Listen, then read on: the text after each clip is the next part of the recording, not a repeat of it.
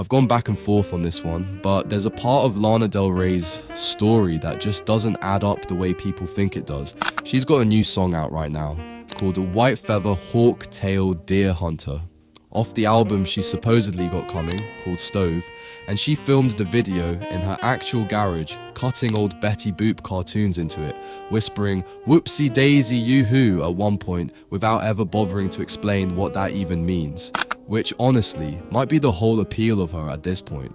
Her longtime fans are all saying pretty much the same thing about it. This feels like the weird era again, the one where nobody really knew what to do with her. Which is kind of funny because the last time nobody knew what to do with her, she ended up becoming the longest charting female artist in the history of the Billboard 200. What gets left out of that story though is that her real name is Elizabeth Grant, and she didn't grow up anything like the persona would have you believe. Her grandfather was an investment banker. Her father made his money in domain names, and he's the one who helped market her very first album. She grew up in Lake Placid, and at 15 she was sent off to an elite boarding school to deal with a drinking problem, the kind of problem her family could quietly afford to handle without much fuss. None of that is the trailer park, started from nothing story the reinvention myth usually gets told as. I think that's the part people skip past too quickly, honestly, because it changes what the whole comeback actually means. And the reinvention itself is a lot messier than the legend suggests too. Before Lana Del Rey existed at all, there was a flop album released under her real name, and instead of just living with that failure the way most people have to, she went and bought the rights back and pulled it from circulation herself.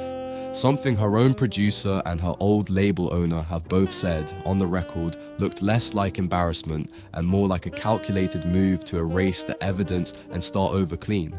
She actually tried out a couple other stage names first too, performing around New York as Sparkle Jump Rope Queen before any of this. By her own account, it was her lawyers and managers who landed on the name Lana Del Rey, not her. Then came the trailer park in New Jersey, the whole persona built up from scratch, the homemade webcam video that started it all. When I first read that, it changed how I looked at the whole story. That's not really a scrappy, underdog comeback. That's someone with the money and the team to make an entire chapter of her life just disappear. And to be fair, she's hardly the only one who's ever done this. Madonna did it. Bowie built an entire alien rock star out of nothing but eyeliner and a costume. Half of pop music is just people, rich or not, trying on a persona until the persona becomes them. So maybe none of this makes her uniquely dishonest. Maybe it just means she's really good at something almost everyone in that industry attempts and most people are bad at. But here's what actually complicates things, and this is the part I don't think gets said enough. She wasn't only performing poor, she really did work as a waitress for an entire year before any of this happened, on Long Island, no cameras anywhere near her. And years later, once she was already famous, she put on a Waffle House uniform in Alabama and worked an actual shift there too, just because she apparently wanted to.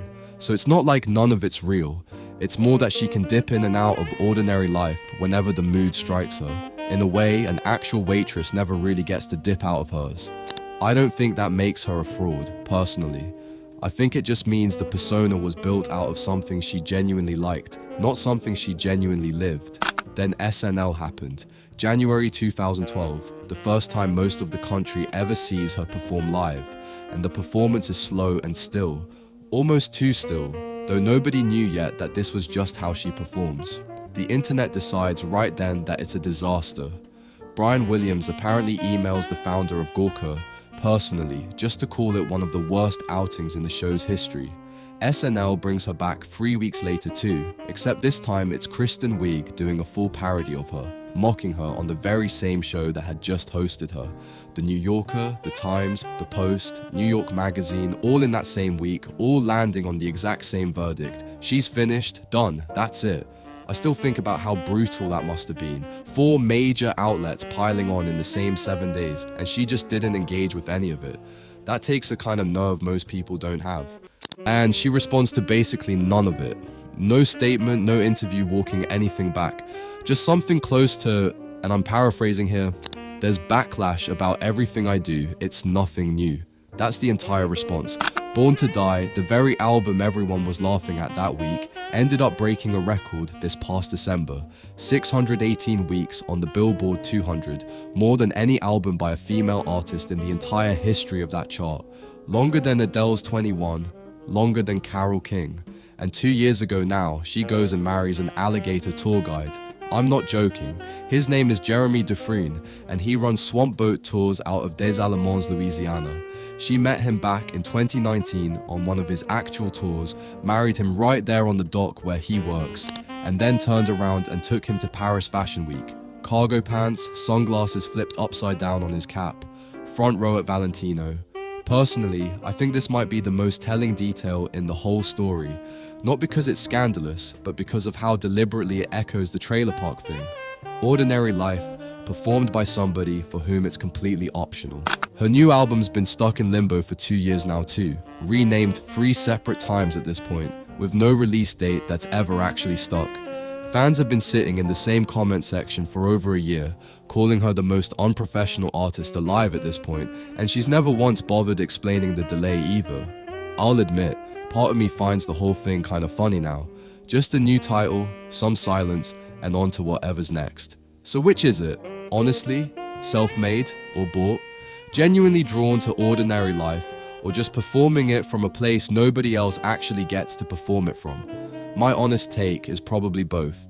At the exact same time, the waitressing was real, the Waffle House shift was real, so was the family money that bailed out the first flop and paid for the clean start.